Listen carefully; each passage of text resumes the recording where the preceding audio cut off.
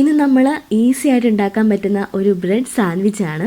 ഇത് സാധാരണ രീതിയിൽ ഉണ്ടാക്കുന്ന സാൻഡ്വിച്ച് അല്ല, ഇത് സ്വീറ്റ് ആയിട്ടുള്ള ഒരു ബ്രെഡ് സാൻഡ്വിച്ചാണ്. അപ്പോൾ നമുക്ക് മോർണിംഗ് ബ്രേക്ക്ഫാസ്റ്റ് ആയിട്ടോ അല്ലെങ്കിൽ ഈവനിങ് സ്നാക്കായിട്ടോ ഒക്കെ നമുക്ക് ഉണ്ടാക്കിയെടുക്കാം. കുട്ടികൾക്കൊക്കെ പ്രത്യേകിച്ച് വളരെയധികം ഇഷ്ടപ്പെടും, കാരണം ഇത് സ്വീറ്റാണ്. അതുകൊണ്ട് അവർക്ക് ഭയങ്കരമായിട്ട് ഇഷ്ടപ്പെടുന്ന ഒരു റെസിപ്പിയാണിത്. അപ്പോൾ എല്ലാവരും ട്രൈ ചെയ്ത് നോക്കണം. വളരെ ഈസിയാണ്. നമ്മളുടെ കുറച്ച് ബ്രെഡും കുറച്ച് മിൽക്കും ഒക്കെ ഉണ്ടെങ്കിൽ പെട്ടെന്ന് തന്നെ ഇത് ഉണ്ടാക്കിയെടുക്കാൻ പറ്റും.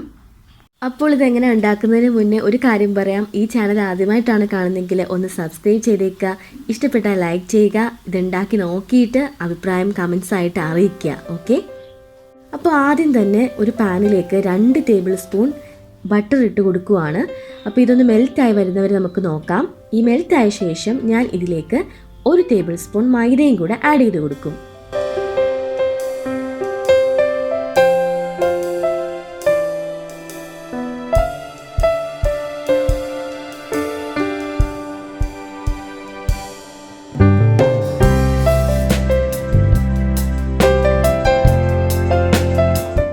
മൈദ ഇടുമ്പോഴത്തേക്ക് കുറച്ച് ഒന്ന് പതഞ്ഞൊക്കെ വരും. ഇപ്പോൾ ഒരു 1 മിനിറ്റ് നമ്മൾ നന്നായിട്ടൊന്ന് ഇളക്കി കൊടുക്കുക.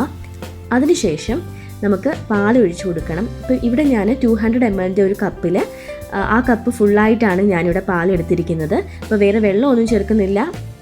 നമ്മളുടെ പാൽ ഫ്രിഡ്ജിൽ നിന്ന് കുറച്ച് തണുപ്പ് മാറിയ ശേഷമാണ് ഞാൻ ഒഴിച്ചു കൊടുക്കുന്നത്.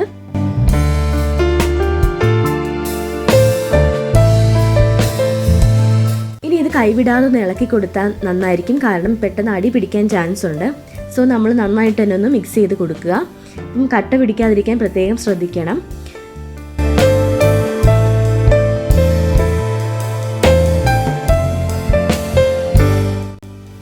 അപ്പോൾ ഈ പാൽ ഒഴിച്ച ശേഷം ജസ്റ്റ് ഒന്ന് കുറുകാൻ വരെ ഒന്ന് വെയിറ്റ് ചെയ്യാം. ചെറുതായിട്ടൊന്ന് കുറുകി തുടങ്ങിയാൽ നമുക്ക് പഞ്ചസാര ആഡ് ചെയ്യണം. അപ്പോൾ ഇവിടെ ഞാൻ 3 ടേബിൾ സ്പൂൺ ഷുഗറാണ് ആഡ് ചെയ്ത് കൊടുക്കാൻ പോകുന്നത്. അപ്പോൾ ഷുഗറൊക്കെ ഞാൻ ആഡ് ചെയ്ത് കൊടുത്തിട്ടുണ്ട്. ഇനി നന്നായിട്ടൊന്ന് മിക്സ് ചെയ്തെടുക്കുക. ഇനി പെട്ടെന്ന് തന്നെ ഇത് കുറുകിക്കോളും.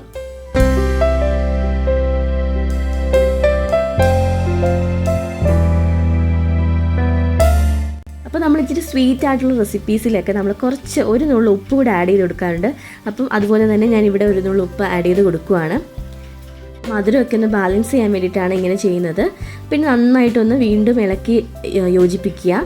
അപ്പം ഇനിയിപ്പോൾ കുറച്ച് കഴിയുമ്പോഴത്തേക്ക് ഒരു 10 മിനിറ്റ്സ് വേണ്ട, അതിന് മുമ്പ് തന്നെ നന്നായിട്ട് കുറുകി വന്നോളും. അപ്പോൾ നമ്മളുടെ പാനിൽ നിന്ന് ഈ ഒരു മിക്സ് ജസ്റ്റ് വിട്ട് വരാറാകുമ്പോഴത്തേക്ക് നമുക്ക് മനസ്സിലാക്കാം ഇത് റെഡിയായിന്ന്. അപ്പോൾ ജസ്റ്റ് നമ്മളുടെ വൈറ്റ് സോസ് ഒക്കെ ഇല്ലേ, അപ്പോൾ അതിനെക്കാട്ടി കുറച്ചുകൂടെ ഒന്ന് കുറുകി വരും ഈ ഒരു പ്രിപ്പറേഷൻ. കാരണം നമ്മൾ പാസ്തയ്ക്കൊക്കെ വൈറ്റ് സോസ് ഉപയോഗിക്കുന്നത് ജസ്റ്റ് കുറച്ചുകൂടെ ഒന്ന് ഡൈല്യൂട്ട് ഫോമിലായിരിക്കും. ഇതങ്ങനെയല്ല, കുറച്ചുകൂടി നമ്മൾ കട്ടിയാക്കിയിട്ടാണ് എടുക്കുന്നത്. എന്നാൽ മാത്രമേ നമ്മൾ ബ്രെഡിൽ അത് സ്പ്രെഡ് ചെയ്യാൻ പറ്റത്തുള്ളൂ. അപ്പോൾ നമ്മളുടെ ഈ മിക്സ് റെഡി ആയിട്ടുണ്ട്, നമുക്ക് മാറ്റി വെക്കാം. ഇനി നമുക്ക് ബ്രെഡിൻ്റെ പ്രിപ്പറേഷൻ നോക്കാം. അതിനായിട്ട് ബ്രെഡ് ഡിപ്പ് ചെയ്യാൻ വേണ്ടിയിട്ടൊരു മിക്സ് നമുക്ക് ഉണ്ടാക്കണം. അതിനായിട്ട് ഞാനിവിടെ ഒരു ബൗളിലേക്ക് ഒരു മുട്ട പൊട്ടിച്ചൊഴിച്ചിട്ടുണ്ട്.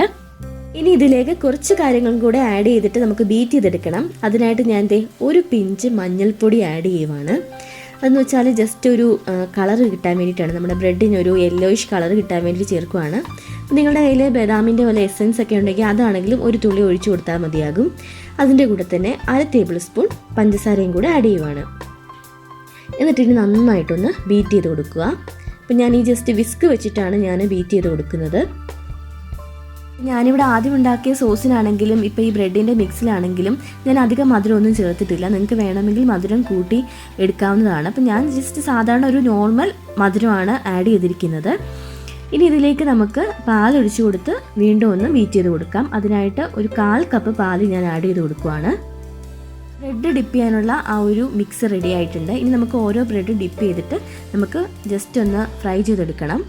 സാധാരണ എല്ലാവരും തന്നെ ബ്രെഡ് ടോസ്റ്റ് ചെയ്യാറുണ്ട്, ഇതുപോലെ എഗ്ഗൊക്കെ ആഡ് ചെയ്ത് ടോസ്റ്റ് ചെയ്യാറുണ്ട്. അപ്പോൾ അതിൻ്റെ കൂടെ ഈ ഒരു വൈറ്റ് സോസും കൂടെ വരുമ്പോഴാണ്, ഒരു സാൻഡ്വിച്ച് മോഡലിൽ വരുമ്പോഴാണ് അതിൻ്റെ ഒരു ടേസ്റ്റ് തന്നെ മാറി നല്ലൊരു സ്വീറ്റി ടേസ്റ്റ് ആയിട്ട് വരുന്നത്.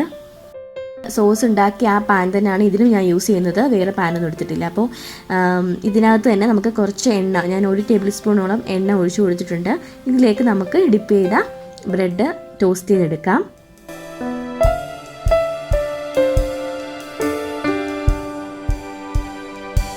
ആസ് യൂഷ്വൽ നമ്മുടെ ഒരു സൈഡ് ബ്രൗണിഷ് ആകുമ്പോഴത്തേക്ക് ഗോൾഡൻ ബ്രൗൺ കളർ ആകുമ്പോഴത്തേക്ക് നമുക്ക് തിരിച്ചിട്ട് കൊടുക്കാം.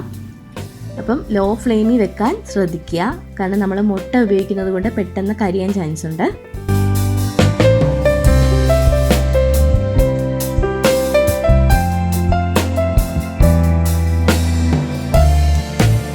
അതേ ബ്രെഡൊക്കെ ടോസ്റ്റ് ചെയ്തെടുത്തിട്ടുണ്ട്. ഇനി നമുക്ക് വൈറ്റ് സോസും കൂടെ ഇതിൻ്റെ അകത്തൊന്ന് സ്പ്രെഡ് ചെയ്ത് കൊടുക്കണം.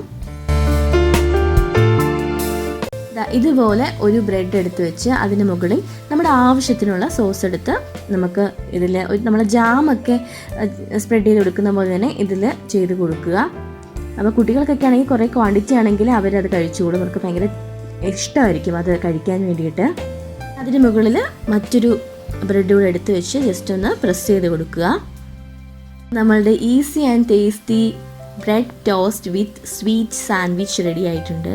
ഞാൻ ആദ്യം തന്നെ പറഞ്ഞ പോലെ നമ്മുടെ കയ്യിൽ കുറച്ച് ബ്രെഡും കുറച്ച് മിൽക്കും ഉണ്ടെങ്കിൽ പെട്ടെന്ന് തന്നെ ഉണ്ടാക്കിയെടുക്കാൻ പറ്റുന്ന, എല്ലാവർക്കും ഇഷ്ടപ്പെടുന്ന ഒരു വിഭവമാണ് ഇന്ന് ഞാൻ നിങ്ങൾക്ക് മുന്നിൽ കൊണ്ടുവന്നത്. അപ്പോൾ എല്ലാവരും ട്രൈ ചെയ്ത് നോക്കുക, കമൻറ്റ്സ് അറിയിക്കുക കേട്ടോ. അപ്പം ഇനിയും നല്ല നല്ല വീഡിയോസും ഒക്കെ ആയിട്ട് ഞാൻ എത്തുന്നതായിരിക്കും. അതുവരെ ബൈ ബൈ.